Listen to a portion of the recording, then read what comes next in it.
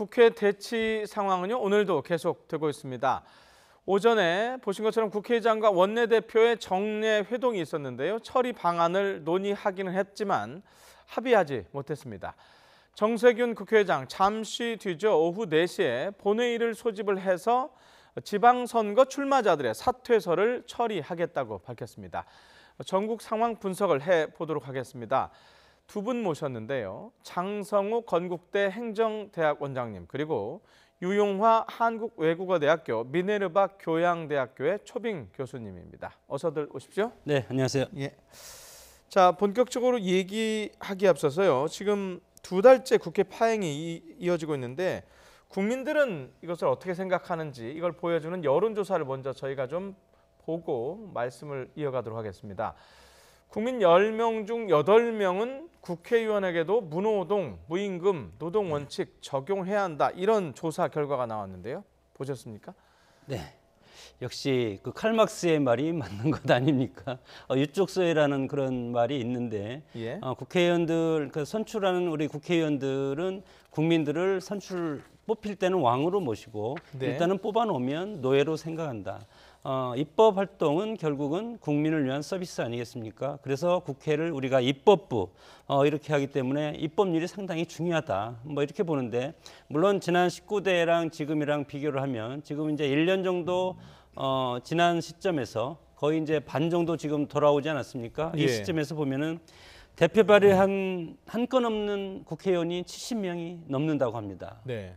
그리고 법안 처리율이 15.5%. 15.5. 예, 15.5%고 예. 원안 가결률이 있습니다. 국회의원들이 발의해서 원안 그대로 통과되는 것. 원안 그대로 통과되는 것은 그만큼 치밀하게 법률에 대해서 연구하고 그것을 제출했다는 것이죠. 네. 이런 것들이 겨우 1.6%에 불과하기 때문에 우리 국회가 정말 입법부로서의 그런 국민을 위한 서비스하는 그런 본질을 망각하고 있는 것이 우리의 국회다. 그렇기 때문에 우리 국민들이 지금 국회를 해산하자 또는 무노동 무임금을 적용하자, 이런 비판적인 요소가 지금 들끓고 있지 않습니까?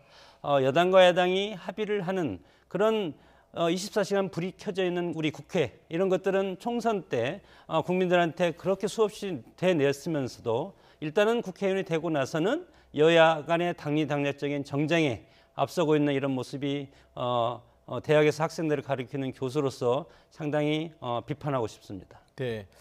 자, 지금 무노동 무임금 얘기했는데요. 이게 여론조사뿐만이 아니고 저는 실현 가능성을 좀 여쭤보고 싶은데요. 지난주였던가요? 정세균 국회의장이 해외 순방 나가기 전에 이거 안 되면 내 거부터 내놓겠다고 그랬고 실제로 동참할 사람들이 있을 거다. 이런 얘기했단 말입니다. 이거 가능성이 있을까요? 실제로 할 것 같습니다. 그러니까 네. 뭐 국회 사무처에서 돈은 안 주진 않겠죠. 그거는. 돈은 나가겠죠. 돈은 나가겠죠. 네. 결국 이제 국회의원들이 스스로 이런 자정운동을 하자는 것인데요. 그러니까 정세균 의장은 이번에 이제 뭐 오늘 내일 얘기되는 이제 국회 정상화가 합의가 안 되면은 4월 세기부터 자진 반납하겠다. 그래서 그것을 확산시키겠다는 겁니다. 그러니까 정세균 의장은 최근에 이제 언론에도 보도됐으면 자기 자신이 무력감을 느낀다는 거 아닙니까? 국회의장으로서 국회가 이렇게 정상화되지 않고 국회의원들이 다 나가 있고 국회의 기본적인 기능이 유지되지 않고 있다는 측면을 봤을 때 결국은 이것은 이제 국민의 대표성을 갖고 있는 대의제 민주주의인데 오늘 여론조사를 보고서 국회의원들 정신 차려야죠, 정말. 예. 왜 이런 여론조사가 나오고 국회를 왜 국민들이 불신하고 있는지 이런 부분에 대해서 정확하게 알아야 된다라는 것이죠. 매번 얘기 나오지만은 이런 부분들이 정확하게 이제 국회의원들이 정치인들이 자각하지 못하는 이유가 과연 무엇인가라는 측면도 있는데요. 계속해서 그러니까 다음 총선이 얼마 한 2년 남았지만 또 공천 먼저 생각할 거예요. 지금 공천 어떻게 잘해서 공천을 어떻게 받을 건가 이런 생각만 하고 있기 때문에. 정세균 의장이 만약에 국회 정상화 안 될 경우 하게 되면은 여러 의원들이 그 따라하지 않겠습니까? 저는 뭐 대다수는 아니더라도 상당한 그 운동이 자정 운동이 될 가능성이 큽니다. 네. 자, 이제 국회의장이 오후 4시에 본회의를 소집을 해놨는데요.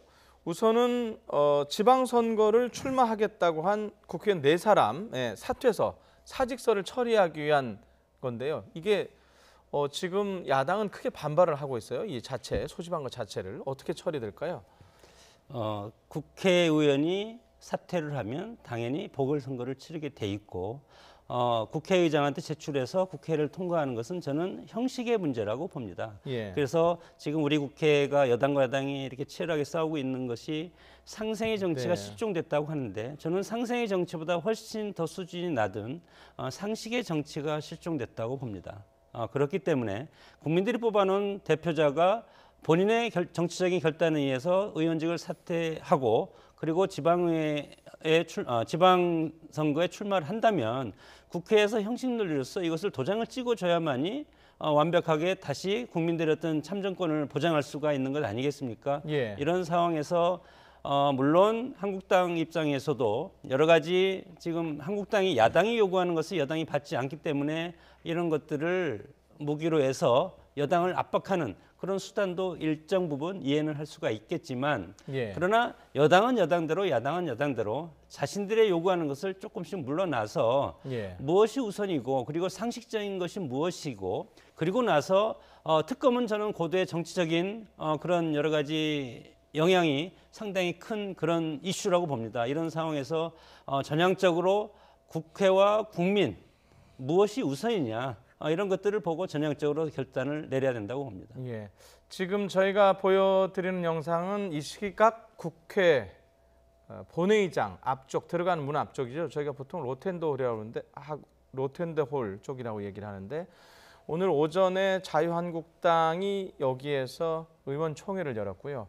그 이후에 지금 농성을 계속 해나가고 있습니다. 아마 4시에 열리는 국회 본회의를 일단은 저지를 하겠다고 하는 것 같은데요. 자, 지금 출마 의원은 4사람입니다. 저 박남춘 의원, 양승조 의원, 김경수 의원, 이철 의원인데요. 자, 저렇게 지금 국회 본회의장 앞을 이제 가로막고 일단 있는데 실제로 충돌이 일어날 가능성이 있을까요? 어떨까요? 그럼 국회 선진화법 위반이 되는 거죠. 네. 과거에 동물국회라 그래서 우리 국민들 기억하실 겁니다. 국회에서 그냥 국회의장 못 올라가게 하고 또 네. 끌어내고 막고 이 몸싸움. 그래서 이제 결국 2012년도에 국회 선진화법이라는 몸싸움 방지법 일명 그래서 네. 통과된 것이거든요. 그래서 물론 저 로텐도르에서 농성을 할 수 있겠지만 만약에 네. 이제 4시 본회의를 의장이 소집해 놨단 말이에요. 네. 참석하려고 하는 의원들이 입장하는데 그걸 막는다. 그건 이제 선진화법 위반이 되는 거죠. 그건. 예. 네. 그럼 지금 얘기한 국회의장의 국회의장도 가지 못하게 막는다. 그것도 역시 선진화법 위반이 되기 때문에 물론 한국당 의원들 중에서 나 그거라도 감사하겠다. 그럼 할 그런 말 얘기가 오전에 있는 것 같더라고요. 그런 할 말은 없겠지만은 그러나 그거는 진짜 자기 스스로가 몸싸움 방법을 만들어 놓은 건데 국회라는 것이 합의하고 치열한 디베이트 속에서 하나의 합의안을 만들어내는 것이 원래 국회의 기능인데 그것을 네. 몸으로 힘으로 한다. 그렇게 되면은 더 지방선거에 악영향을 미칠 수밖에 없겠죠. 예. 자, 오늘이 그러니까 4사람의 사직서 처리 마지막 시한이라고 하는데 만약에 이게 처리가 안 되면 어떻게 되는 겁니까? 오늘 처리가 안 되면 30일이 이전으로 다 가기 때문에 의원직은 상실이 되지만 예. 재보궐선거에는 들어가지 않는 기현상을 일어나기 때문에 내년 4월에 보궐선거를 치를 수밖에 없습니다. 자, 그러니까 그 후보자가 지방선거 후보자로 출마를 할 수 있는데 그 자리를 메울 그 선거가 이루어지지 않는다는 거죠. 국회에서 사직 처리가 되지 않기 때문에 이것이 중앙선관위에 통보가 될 수가 없는 거죠. 그렇기 때문에 내년 4월 보궐선거에는 출마할 수가 없고 이번 지방선거에는 출마할 수가 없고 내년 4월 보궐선거 때 이번 4명의 국회의원 보궐지역선거는 실시하게 되는 겁니다. 예. 자, 이게 지금 정세균 의장이 소집을 일단 해놨어요. 그러면 이건 직권 상정하는 거죠? 그 의장 측에서는 직권상정이라고 안 그러는 거죠. 아, 그래요? 왜냐하면 우리 간단하게 좀 생각해 정책 보시면 부담 때문에. 예. 간단하게 생각하면 의원직 이제 사퇴서를 냈단 말이에요. 네. 본회의가 열려 있기 때문에 이것은 과반 출석에서 과반 찬성이 되는 거지. 만약에 본회의가 열리지 않았으면 그냥 의장이 사인하면 끝나는 겁니다, 실제로. 예. 그렇기 때문에 이것은 그래서 이제 의장 측에서는 이거는 자동으로 부의되는 것이고 그리고 이제 하나의 절차는 있었죠. 지난주에 했던 이제 운영위원회에 이제 협의를 할 수 있다라는 겁니다. 협의. 그래서 그 협의 공문을 발송을 했어요, 금요일 날. 그렇기 때문에 합의가 아니라 협의거든요. 그러니까 이것은 본회의에 자동으로 부의된다. 그래서 나는 국회 관련법에 따라서 내가 이 본회의를 소집하는 것이지 진짜 뭐 천재지변이라든가 이러한 국회 선진법에 따라서 문제가 됐던 저 직권상정은 아니다. 직권상정은 아니다. 그러니까 나는 국회를 소집한다. 이건 여든 야든 이거에 대해서는 얘기하지 말아라. 나는 내 할 일을 하는 것이다. 그리고 이것은 그런 얘기를 한 거죠. 그러니까 이 내명 처리는 해야 된다. 국민의 참정권 문제이기 때문에 네. 그렇게 알고 있습니다. 예, 알겠습니다. 자, 말씀을 해주셨는데 어쨌든 지금 가장 중요한 당의 입장이 제1여당인 더불어민주당 그리고 제1야당인 자유한국당인데요. 이 두 당 원내대표의 오늘 아침 말인데요. 좀 들어보도록 하겠습니다.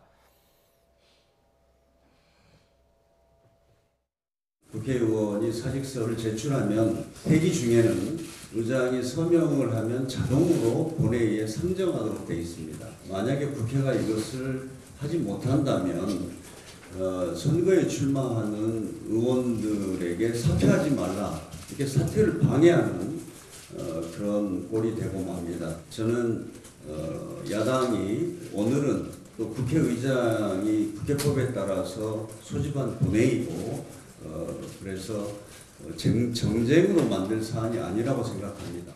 원직 사퇴서 처리에 반대하지 않습니다.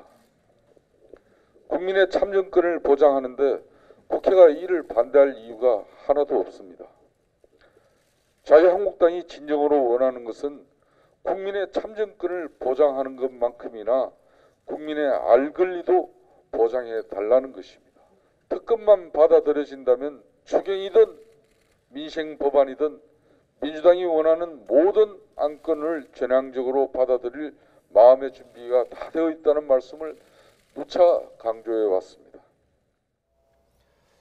네, 홍영표 신임 원내대표 그리고 김성태 원내대표의 말을 들어봤는데요.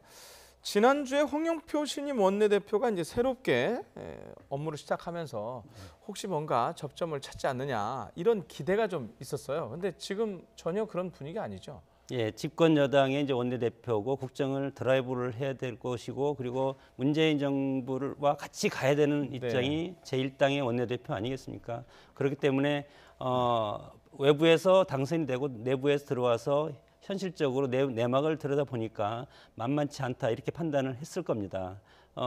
한국당에서 요구하는 것은 딱 한 가지 아닙니까? 조건 없는 특검 수용. 네. 이것이 딱 한 가지인데 민주당은 이 한 가지만은 현실적으로 받아들이기 어렵다. 왜냐하면 문재인 대통령까지 특검의 범위에 들어넣는다면 지난 문재인 정권의 출범 자체 정통성 시비까지 지금 야당에서는 걸고 넘어질 것이다. 네. 이런 식으로 지금 뭐 예단하고 있기 때문에 이것을 받을 수가 없다고 이제 생각을 하는 것이고 그렇기 때문에 이것을 들어주지 않으면 한국당과 국회의장이 아무리 중재를 한다고 해도 합의 처리라든가 설득이라든가 이런 것들은 상당히 어렵다. 그리고 지난번에 김성태 의원 원내대표가 9일간의 단식을 해도 결과가 나온 것이 하나도 없지 않습니까? 이렇기 때문에 제1야당의 어떤 선명성이라든가 강한 모습을 이참에 보여주기 위해서라도 이것은 합의를 안 할 가능성이 상당히 크고 오늘 마찬가지로 본회의에도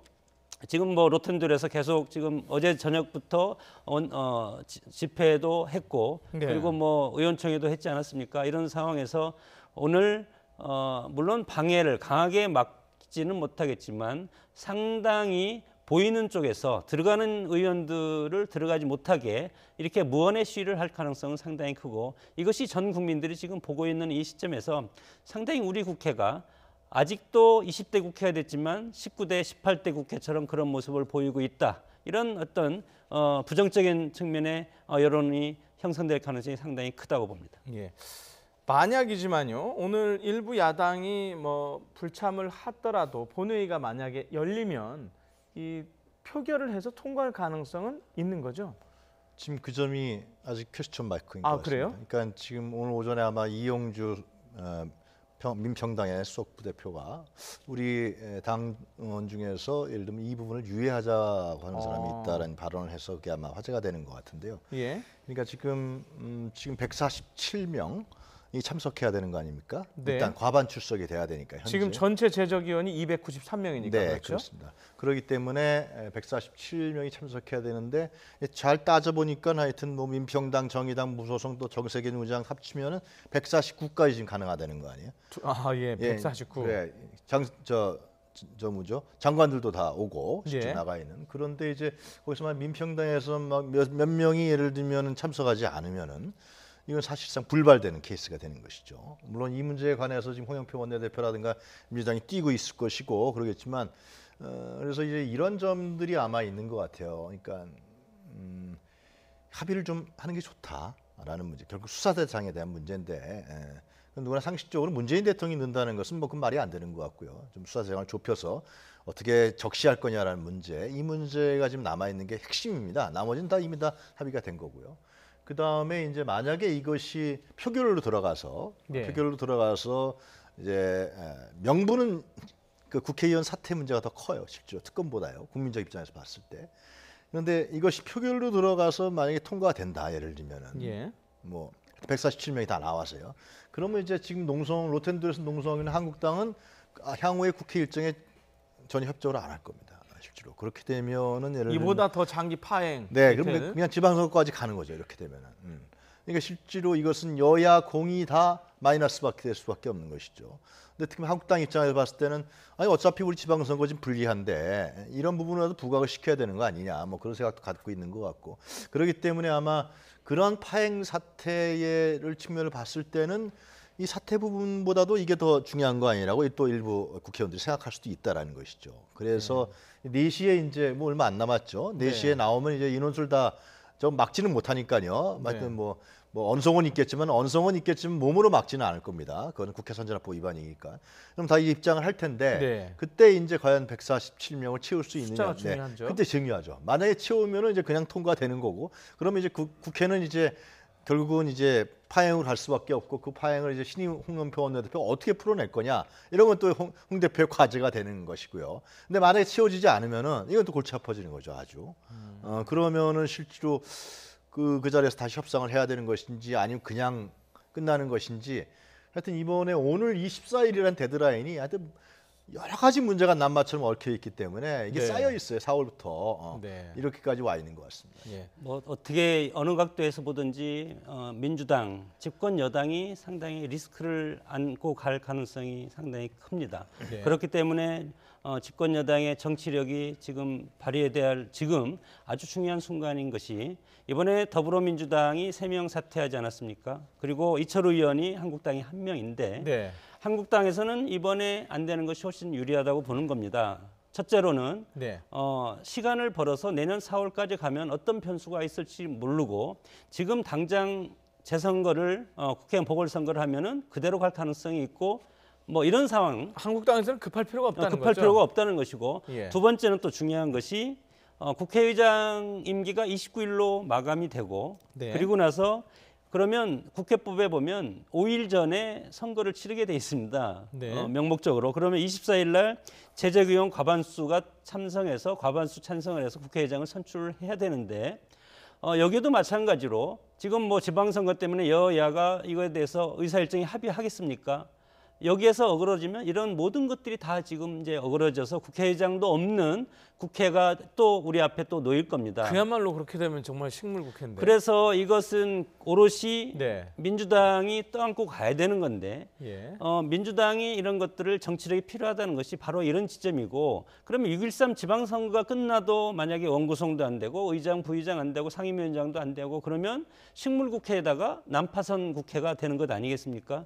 이런 상황에서 여러 가지로 한국당은 이런 것들을 야당이기 때문에 책임감이 일정 부분 덜하다. 물론 공동 책임은 지겠지만 이런 차원에서 봤을 때는 이런 것들을 봐더라도 민주당이 일정 부분, 특검은 저는 어차피 언젠가는 해야 된다고 봅니다. 이렇게 봤을 때 문재인 대통령을 제외한 나머지 부분을 가지고 한국당과 바른정당과 서로 합의를 해서 국민의 대표권, 참정권, 이 국민들의 어떤 이익과 관련된 이런 것들은 국회에서 막아줘야 되지 않겠습니까? 그러니까 원래는 우원식 원내대표하고 이제 전임 원내대표하고 김성태 원내대표 얘기가 좀 진행이 됐었잖아요. 특검 부분에 대해서. 그러다 이제 김성태 원내대표가 단식에 들어가면서 이게 뻐그러지면서 그럼 조건부로 하자, 안 된다, 조건부로 하자. 그러다가 이제 우원식 원내대표가 이제 끝나고 추미애 대표는 특검 안 받겠다라고 또 당 대표가 얘기를 해버렸단 말이에요. 지금 현재. 그래서 신임 이제 홍영표 원내대표 같은 경우는 그런 식의 얘기 오늘 야당 의원들한테 전화를 했다는 거 아니야. 나한테 2, 3일 좀 말미를 달라. 네. 왜냐하면 당내 부분에 대한 정리가 필요한 거 아니냐. 특검 부분에 대해서 그럼 처리할 수 있도록 하겠다. 2, 3일 말면 오늘은 좀 통과시켜 달라. 그런 식의 얘기를 했다 그러는데 그래서 바른미래당에서 얼마 전에 나온 얘기는 뭐냐면 그러면은 특검 수사 대상에 대해서 신임 홍영표 원내대표가 구두로라도 좀 얘기를 해달라. 어떻게 할 건지. 그러면 오늘 부분에 대해서 이 사퇴서를 처리할 수 있도록 합의하겠다라는 거예요 지금.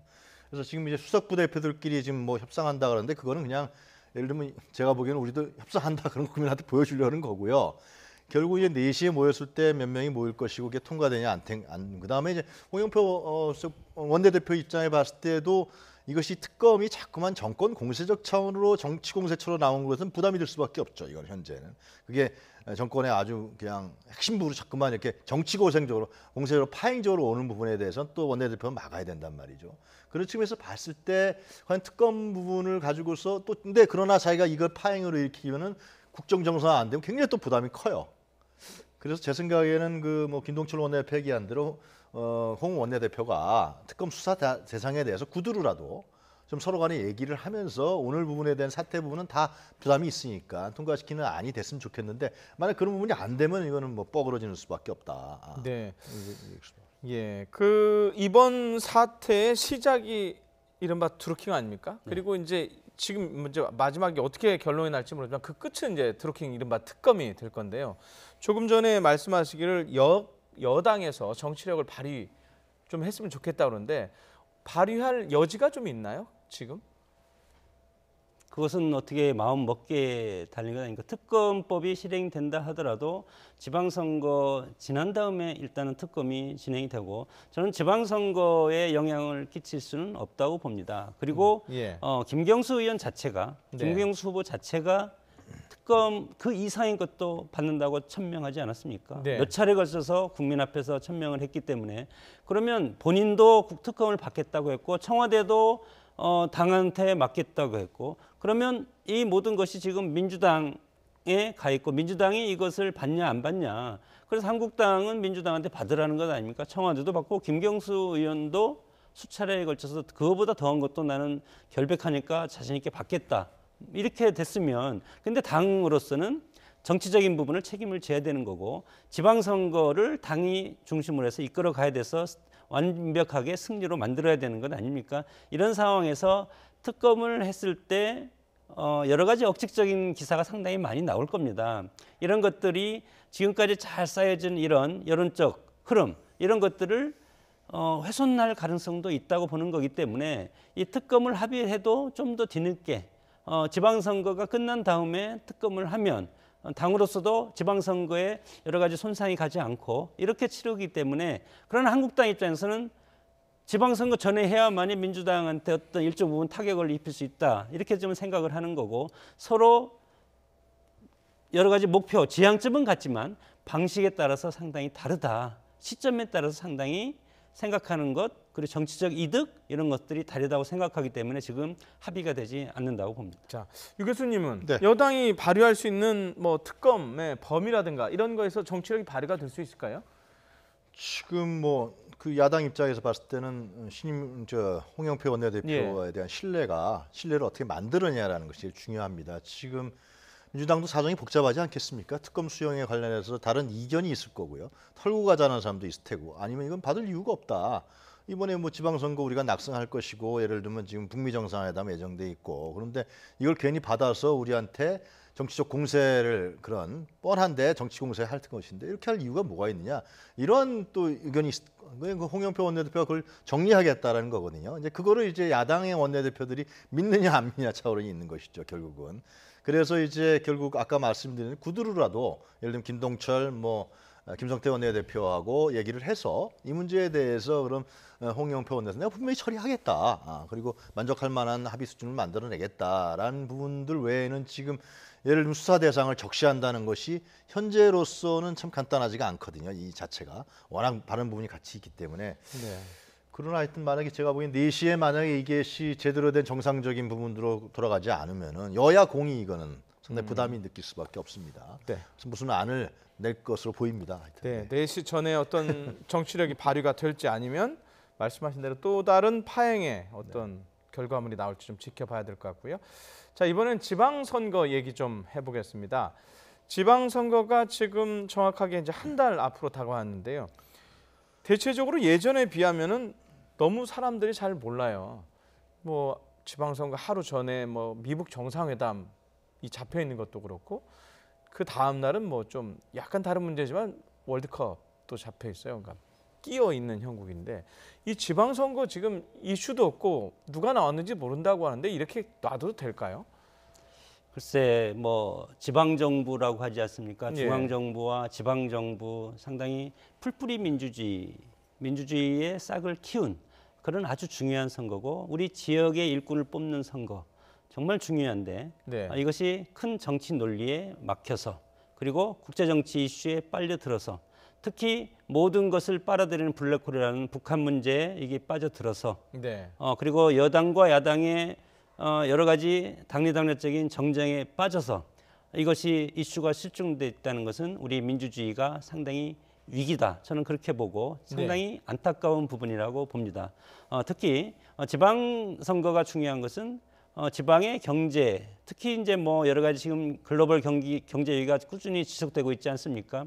이런 상황에서 중앙 정부가 하지 못하는 것은 지방 정부가 해야만이 과거에 루즈벨트가 테니시강 유역 개발 TVA라든가 이런 정책을 핀 것도 마찬가지로 예. 그 지방 자체가 일자리를 만들어서 어떻게 국민들한테 서비스해서 실업률을 줄이고 경제 활성화를 하냐 그런 것들이 상당히 중요한데 이런 경제 논리가 상당히 다 묻혀버렸습니다. 정치 논리한테 경제 논리가 묻혔다는 것은 후진적인 정치 형태를 보이고 있다는 방증이기 때문에 이것 또한 우리 국회가 이것에 대해서 비판을 받아야 된다고 봅니다. 네.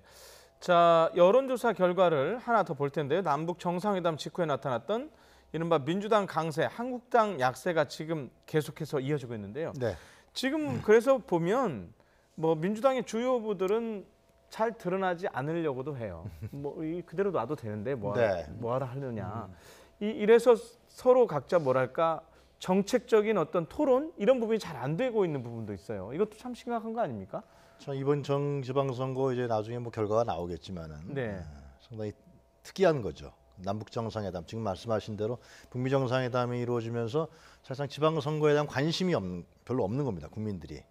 이건 워낙 이제 뭐 이 남북 문제에 있어서의 그 군사적 대치가 평화로 바뀐다. 아주 충격적인 부분들, 특히 북미 간의 트럼프와 김정은 위원장이 만난다 이런 얘기까지 나오니까 그래서 지방선거가 상당히 관심에서 밖에서 멀리 떨어져 있다. 그리고 두 번째 이유로는 뭐냐하면은 지금 야당이 좀 뭔가 좀 확실하게 대안 세력으로서 아니면 정치적인 구심점으로 서고 있지 못하라는 겁니다.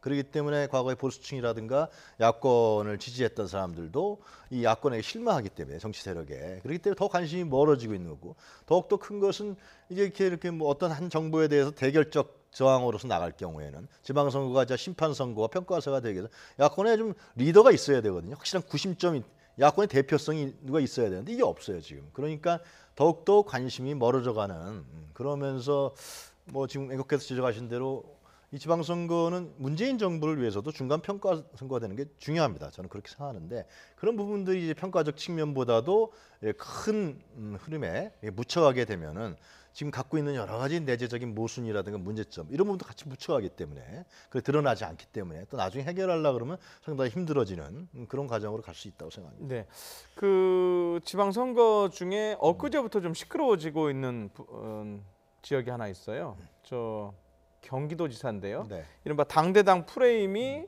그렇게 잘 안 되니까 야당 후보 중에 이제 이른바 개인 플레이를 하고 있는데 그 중에 남경필 자유한국당 경기지사가 지금 네. 이른바 치고 나오고 있는데요. 어떤 얘기를 했는지 일단 들어보고 얘기를 이어가겠습니다. 친형과 형수에게 차마 옮기기도 힘든 욕설을 아무 거리낌 없이 뱉어낸 이전 시장이 그동안 얼마나 많은 사람들에게 고통과 상처를 주었을까. 만약 경기도지사가 된다면 앞으로 얼마나 많은 경기도민에게 갈등과 분노와 갑질을 일삼을까 하는 그런 생각이 들었습니다. 상식 이하의 인격을 가진 이재명 전 시장을 선거 파트너로 인정할 수 없습니다. 네, 파트너로 인정을 할 수 없다고 했는데 이른바 형수 욕설 사건 때문에 그렇다는 건데요. 네. 우선 이 사건이 어떤 사건인지 좀 간단하게 정리하고 얘기를 이어가야 될 것 같은데요. 뭐 이재명 시장이 성남시장 출마할 때부터 소위 말해서 그 녹취록이 거의 우리 그 사이버상에 많이 돌아다녔고 그 많은 사람이 아마 그것을 듣고 깜짝 놀라기는 놀랐을 겁니다. 네. 그러나 이것이 사적인 영역에서 한 대화가 공적인 것으로 평가를 받을 수 있을까? 이것도 또한 어떤 정보화 시대에 있는 어두운 면과 밝은 면 아니겠습니까? 우리가 모든 정보를 수집할 수가 있지만 이것을 또 공개를 했을 때 이것이 인권이라는 그런 측면도 있고 네. 물론 남경필 지사 입장에서는 지금 여론조사 지표가 상당히 뒤처지고 있기 때문에 이런 것으로 해서 어떤 반격의 기회를 가질 수도 있겠지만 이것은 뭐 어떻게 보면 전 개인적으로 보면 네. 사인 간의 전화 통화를 녹취한 거다. 뭐 이렇게 봅니다. 그래서 우리가 개인적으로 보면 뭐 여러 가지 개인적으로 서로 막말도 할 수 있고 싫은 소리도 할 수 있고 비난도 할 수 있고 심하면 욕설도 할 수 있는 건데 물론 뭐 도지사가 될 후보면 공직사로서는 그런 정도도 어떻게 보면은 처신을 주의해야 되겠죠. 네. 그래서 그런 것은 개인적으로 비난받아 마땅하지만 이것을 유권자 모두가 공적으로 공유를 시켜서 이것을 선거판의 주요 이슈로 하는 것보다도 어떻게 그것은 각각의 지금 사이버상으로 봤던 그런 유권자들이 개인적으로 판단하는 것이 훨씬 더 품격이 있고 남경필 지사 후보 입장에서도 마찬가지로 본인의 선거 캠페인, 정책 위주의 선거 이렇게 깨끗한 이미지로 가는 것이 훨씬 좋지 않을까 이렇게 생각합니다. 예, 일단 이재명 시장 후보 측에서는 뭐 막말의 늪에 빠졌다면서 네거티브 하지 않겠다고 하더니 정책 선거 안 하고 네거티브 한다 이렇게 반응을 했는데 어찌됐든 이쪽에서도 반응을 해야 될 거 아닙니까? 그렇죠. 아마 지금 이재명 시장 캠프에서는 여러 가지 대책과 고민이 많은 걸로 제가 알고 있습니다. 실제로. 예. 왜냐하면 지금 저도 뭐 못 들어봤는데요. 예. 하여튼 뭐 남지사가 저렇게 들어보면 알 것이다. 그리고 민주당 지도부가 들었다 하면 공천을 안 할 것이다. 이렇게 뭐 기자회견을 하고 나오니까 예. 과연 진짜 국민들 입장에서 궁금해질 수밖에 없는 것이죠, 실제로. 그러나 이제 이것이 이제 이재명 시장 측에서 그렇게 얘기하고 있는 거 아닙니까? 지금 교수님도 말씀하셨습니다만 이거 과거부터 나왔던 얘기고 예. 가정에 대한 문제고 또 어머니하고 형과에 관련된 문제고 그런 부분들인데 왜 그러느냐? 그리고 이제 남경필 지사 측에서는 이거는 그러나 공인이 되기 때문에 공인이 있었을 때 이런 번이기 때문에 과연 도덕적 자격이 있는 것이냐라는 부분으로 나오는 거거든요. 그래서 아마 이 문제는 아마 경기도지사 선거 내내 제가 보기엔 쟁점이 될 것이라고 생각이 들고요. 아마 굉장히 논쟁이 될 거라고 막 TV 토론에서도 아마 얘기 나오지 않겠냐. 그리고 아마 이제 남경필 지사 이 녹취록을 공개할 것인지 안 할 것인지 이 문제도 지금 유업성 논란이 있는 것도 사실인 거고요. 공개된다라는 거고 또 아니다라는 입장도 이재명 시장이 있기 때문에 근데 이제 문제 포인트는 이거죠. 과연 이제 전체 판도 선거가 상당히 이제 흔히 얘기하는 기울어진 운동장이 돼 있는데 현재. 예. 근데 이것이 과연 이러한 개인의 어떤 사생활과 도덕성에 대한 문제 갖고서 경기도지사에서 나왔을 때 이걸 뒤집을 수 있겠냐라는 문제가 있습니다. 실제로 이건 어차피 쟁점화되고 논쟁화 될 텐데 결국은 누가 옳은지는 하여튼 뭐 이재명 시장은 이재명 시장처럼 입장이 있는 거 아니겠습니까? 이건 경선 과정에서 나왔던 얘기거든요, 실제로요. 그렇기 때문에 과연 그렇게 판도를 기울어진다고 하면서 만약에 경합 중이다. 그러면 상당히 예민한 문제가 될 수 있겠는데 지금으로 봐서는 이렇게 너무 기울어져 있기 때문에 이걸 되돌릴 수 있을 건가? 그건 아직 30일 남았으니까요. 좀 지켜봐야겠죠. 그 부분은 또 좀 이른바 입이 좀 네. 거친 분이라고 이제 이른바 표현돼 있는데 홍준표 대표의 생각은 좀 다른 것 같아요. 이게 공개가 되면 판 바꿀 수 있다라고 얘기를 하는데 어떻게 보세요? 글쎄 그건 뭐 유권자들이 예. 지금 워낙 큰 이슈가 많기 때문에 이런 것들이 그 유권자의 민심 그리고 선거는 인물 구도 이슈 아니겠습니까? 네. 구도하고 이슈는 지금 현재 민주당이 상당히 앞서가고 있고 이것은 이제 인물을 공격할 수 있는 카드인데 인물 카드가 구도나 이슈를 잡아먹을 수가 있는지 그런 것들은 뭐 제가 보기에는 상당히 그렇게 뒤집힐 만큼 그런 메가톤급인 이슈는 아니다. 물론 그런 것들이 좋은 것이 아니고 그런 뭐 욕설을 한다는 것 자체가 네. 공개적으로 했다면 정말 지탄을 받아야 되는 것이죠. 그러나 이것이 녹취를 해서 전파됐다는 것, 요 맥락적인 부분을 우리가 해석을 해볼 필요도 있고, 특히 선거를 하면 일단은 유권자들이 생각하는 것이 당과 정책을 보고 먼저 선택을 하는 경향이 상당히 크다고 봅니다. 네, 네, 이른바 형수 욕설 사건. 자, 말씀하신 대로 아마 선거 내내 양측에서 공방이 이어지지 않을까 싶은데요. 그보다 앞서서 이제 저희가 얘기했던 국회에서 상황, 의원직 사직서 처리가 어떻게 될지 내시 상황을 좀 지켜봐야 할 것 같습니다. 여기까지 듣도록 하겠습니다. 장성우 건국대 행정대학원장님, 그리고 유용화 한국외대 교양대학교 초빙 교수님이었습니다. 고맙습니다.